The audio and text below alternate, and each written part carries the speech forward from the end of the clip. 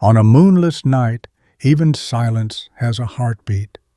You can feel it if you listen closely, an almost imperceptible rhythm in the stillness, like the breath of a predator coiled in the dark. That night, beyond the reach of torchlight, a figure climbed the walls of a daimyo's castle with such eerie precision that even the wind dared not whisper. No clank of steel, no shuffle of fabric, only the barest brush of motion against stone. Then the gate opened from within as if by magic. In the blink of a moment, flames erupted in the courtyard, screams tore through the air, and chaos shattered the stillness. By sunrise, the attackers had seized the stronghold without a single volley of siege fire. Later, the guards who had survived the night trembled with the same story.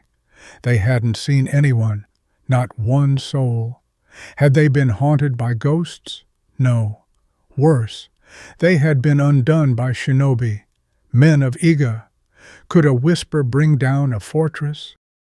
If you're fascinated by history's untold stories and legendary empires, don't forget to subscribe and tap the bell, so you're the first to uncover what's hidden in the past.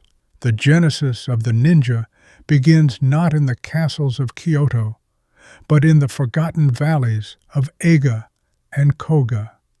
These were places the powerful ignored, hinterlands surrounded by dense forests and mountains. This neglect allowed local families, mostly minor samurai and self-sufficient farmers, to evolve their own rules, tactics, and alliances. Here, necessity mothered innovation.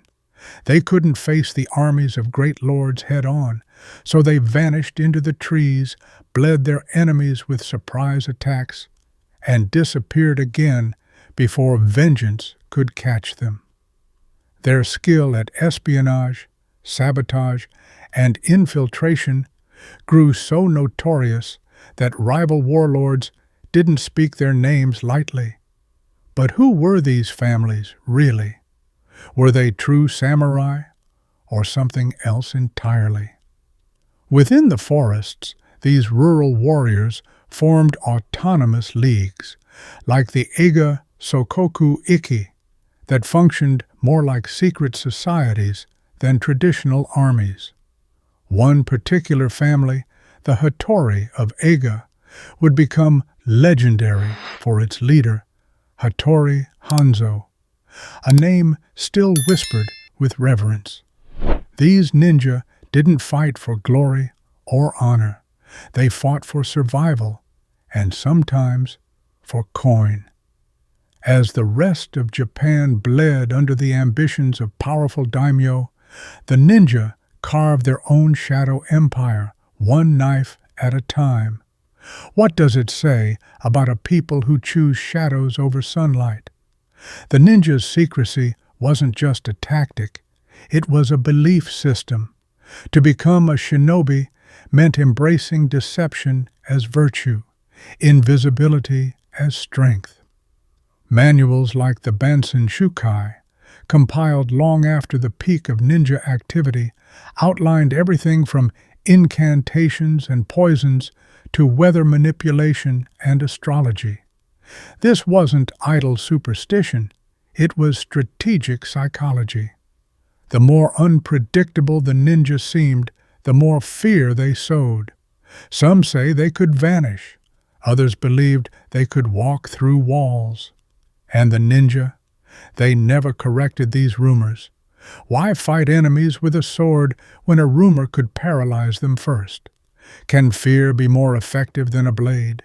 Not all ninja wore black or crept through castles. In daylight, they became monks, peasants, wandering tradesmen. Their greatest asset was the human mind. They could mimic speech patterns, replicate professions, predict reactions. One tale tells of a shinobi posing as a blind masseur who infiltrated a warlord's court, mapping every room with his walking stick. Another used children's toys to smuggle messages across enemy lines. Disguises weren't costumes, they were weapons. Isn't it unsettling to realize the deadliest person in the room might be the most harmless one? Their weapons reflected this pragmatism. The iconic kunai, a masonry tool, not a blade. The sickle and chain, a farmer's implement. Firearms, hidden blades, caltrops, smoke bombs. They weaponized the mundane. But make no mistake, these were trained warriors. Martial skill was essential, but only as a backup. The true mission was often complete before a blade was drawn. Silence was a shinobi's sharpest edge. How many battles were won because the enemy never knew there was a fight? One famous incident from 1541 tells of Ega shinobi slipping into Kasagi Castle by night and setting fire to its sleeping quarters. The account is dry, factual, almost bored. But the impact was anything but. The attackers weren't glorified, yet they were feared. Even when they lost, they left scars. Some soldiers, it said, refused to camp near forests known to house ninja villages. They preferred open plains, where you could see your enemy. How does one prepare for a war where your enemy doesn't declare himself? As their reputation grew, so too did demand. Daimyo, who wouldn't be caught dead near a shinobi in peacetime, were suddenly desperate for their help in war. And so the ninja rose, not in rank or honor, but in necessity. They became the undercurrent of Japan's greatest battles, turning tides before generals even raised their banners. But when your power lies in shadows, what happens when someone aims a torch at you? The death of a castle is never loud. Even when the walls are breached, even when the gates fall, the death is in the silence afterward, in the slow realization that something unthinkable has occurred. By the 1570s, many such deaths bore the fingerprints of Ega and Koga. Ninja operatives no longer needed to be introduced to the daimyos of Japan. They were expected, feared, sometimes even worshipped. But with fear comes danger.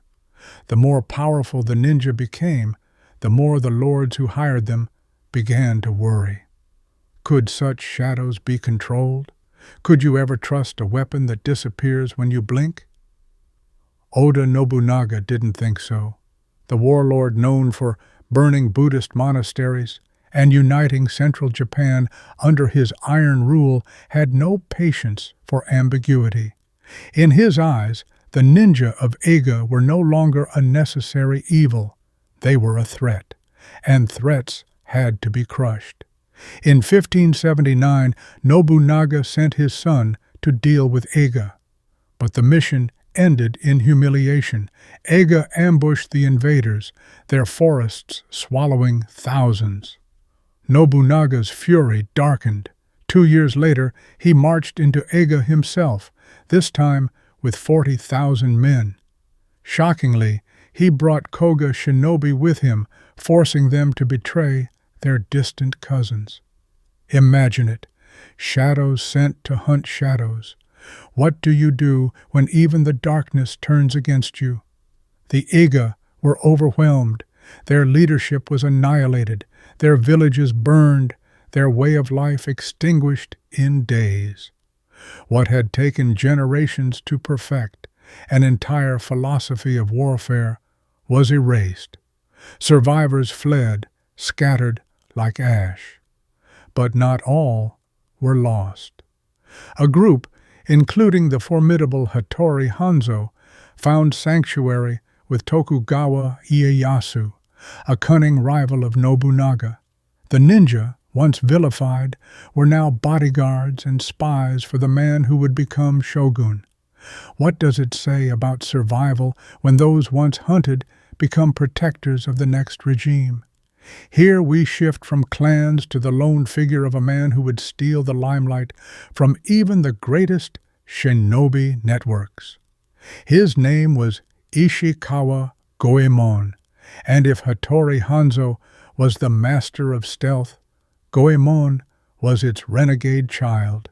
His tale is part truth, part thunderous myth, but it starts, fittingly, in the ashes of Ega. Some say Goemon trained as a shinobi under the same schools that had produced Hanzo. Others say he was never ninja at all, just a brilliant brazen thief. But all agree on what came next. He became the most wanted man in Japan. The stories say he robbed the rich to aid the poor, like a Japanese Robin Hood with blades in his sleeves. At night, his gang would descend on mansions and treasuries, stealing silently, slipping away through tunnels, trees, and misdirection. He was everywhere and nowhere. But it wasn't just the money. Goemon made war on the structure itself, on feudalism, privilege, and especially the iron-fisted rule of Toyotomi Hideyoshi, the very man who had inherited Nobunaga's mantle. Was Goemon a bandit or a revolutionary? In one version of the legend, Hideyoshi executed Goemon's wife. In another, Goemon had no personal vendetta, only a hatred for tyranny. Either way, the tale converges at its peak. Goemon crept into Hideyoshi's residence under cover of night, intending to end the dictator's life. He almost succeeded, but a misstep, some say a creaking floorboard, others a sneeze from a sickly servant, doomed him. He was captured, and the punishment would be as legendary as the man himself. Hideyoshi ordered that Goemon be boiled alive in a massive iron cauldron. A crowd gathered in Kyoto's central square in 1594 to witness this theater of cruelty. But the story doesn't end there.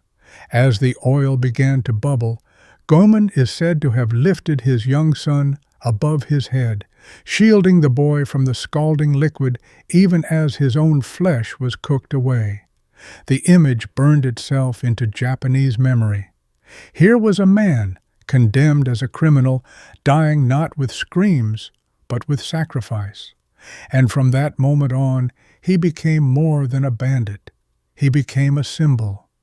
Would you suffer agony if it meant saving your child?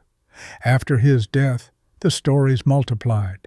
Some say he composed a death poem while in the cauldron, calling for an eternal rebellion against unjust rulers.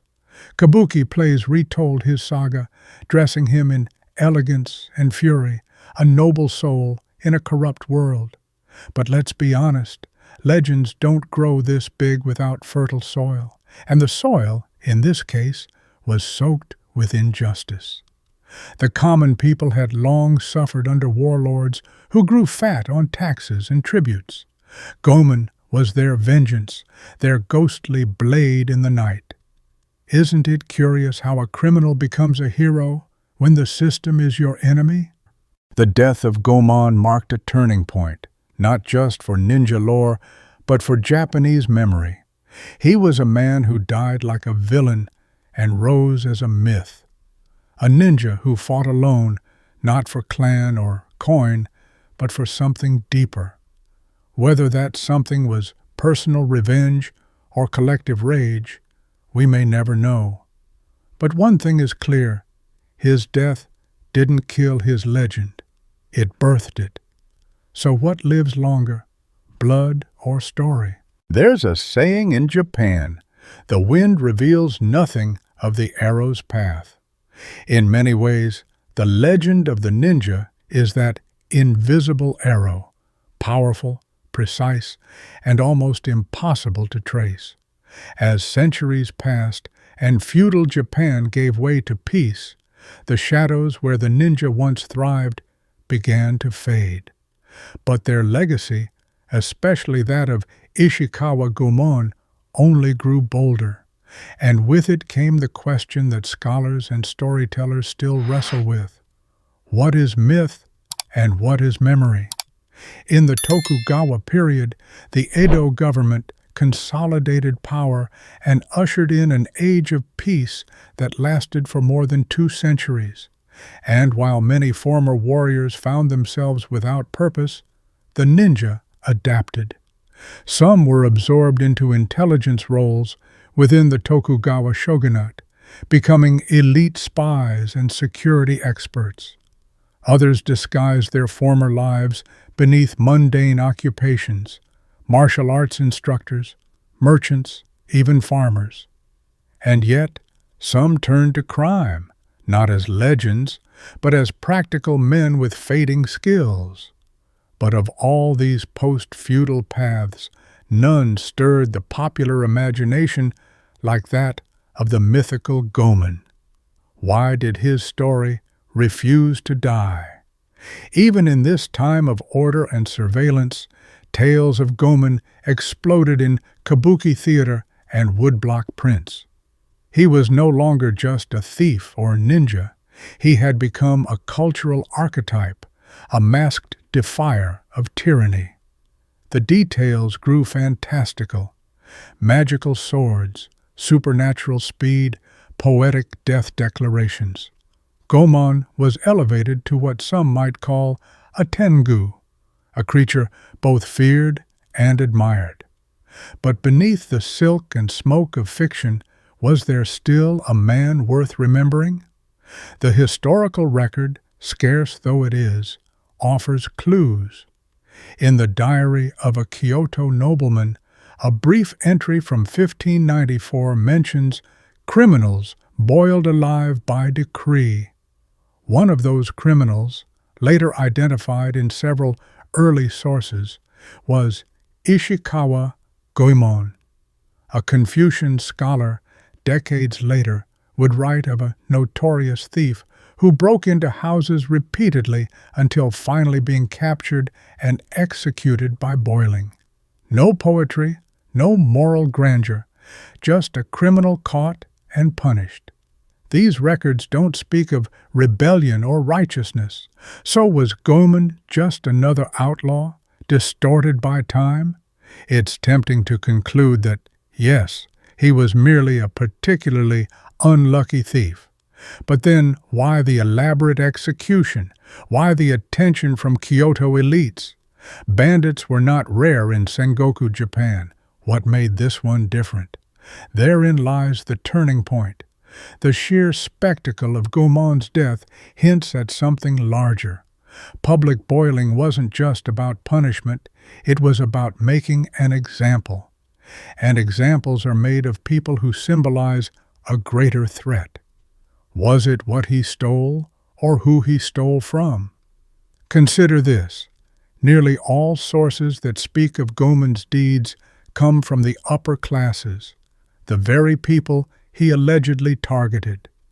The peasants and commoners, those who might have received his stolen goods, left no written record. But oral histories, street ballads, and theatrical interpretations tell a different tale, of a man who took what was hoarded and gave it to those who had none. And while there's no concrete evidence he ever did so, the persistence of this belief says something powerful about what he meant to the people. When does belief outweigh documentation? It's also important to remember how ninja lore operated. The best shinobi were never seen, never confirmed. Their deeds were whispers. Even Hattori Hanzo, for all his documented exploits, is shrouded in legend. So, if Goemon was trained in the arts of ninjutsu, as some stories claim, his very anonymity would have been his strength. The fact that only fragments of his life remain may not discredit the legend. It may reinforce it. Could the ultimate ninja be the one whose truth remains hidden even in death? And what of Goemon's supposed son, lifted above the boiling pot. Some say the boy survived, pardoned by authorities, impressed by Goemon's final act. Others insist the child died too, consumed alongside his father. But the image, father sacrificing for son, endures. It transcends fact. It becomes parable. And in a society shaped by Confucian values of filial piety, this singular moment of paternal love could not be ignored. Did Goemon become immortal, not through theft or assassination, but through compassion? As time marched on, the age of ninja ended. The Meiji Restoration in the late 19th century dissolved the samurai class, and with it the shadows that had housed the shinobi. Yet their legacy remained, not in battlefields, but in stories, plays, and pop culture. Modern depictions of ninja, from silent assassins to spandex-suited superheroes, owe much to the groundwork laid by figures like Goemon. Though distorted, his image continues to shape how the world sees ninja today. Do legends ever truly end, or do they simply change masks? Goemon's tale lives on because it speaks to something timeless, the individual standing against the machine. Whether as thief, ninja, or martyr, he represents the refusal to submit, the audacity to rebel, even in the face of annihilation. We may never uncover the full truth of his life, but in the spaces between record and rumor, between silence and scream, a figure emerges, one that defies final definition. Isn't that, in the end, what a true ninja would have wanted? In the cool breath of twilight, when stories are whispered rather than spoken, the tale of the ninja lingers, not as sharp blades or silent footfalls, but as an echo of intent. From the mist-covered valleys of Ega and Koga to the blood-soaked cauldron in Kyoto's square, the arc of the ninja's story bends not toward conquest, but cunning, not toward fame, but anonymity. It is a history carved into fog, one where names matter less than shadows, and victories are counted not in banners raised, but in secrets kept. Ega and Koga taught Japan and the world that power doesn't always come from brute force. Sometimes it is the quiet turning of a lock in the night, the flick of a disguise in the marketplace, or the subtle misstep planted in an enemy's mind that wins the war before it begins. These were the tools of the ninja, tools sharpened not on grindstones, but on fear and unpredictability. And then came Ishikawa Goemon, the rebel who stepped out of those shadows, not just to infiltrate, but to challenge, not merely to escape, but to confront. He was both product and defiance of his time, a man whose truth is perhaps forever obscured by the very myths that keep him alive. Whether he was a thief, a ninja, or something in between, his story asks us to look again at our heroes and wonder what really earns that title. So, as the last torch fades and the cauldron cools, we are left not with answers, but with images. A castle gate swinging open in the dark, a child lifted high above boiling oil, a name whispered long after the records have crumbled. In the world of the ninja, perhaps that is immortality, and perhaps that is enough.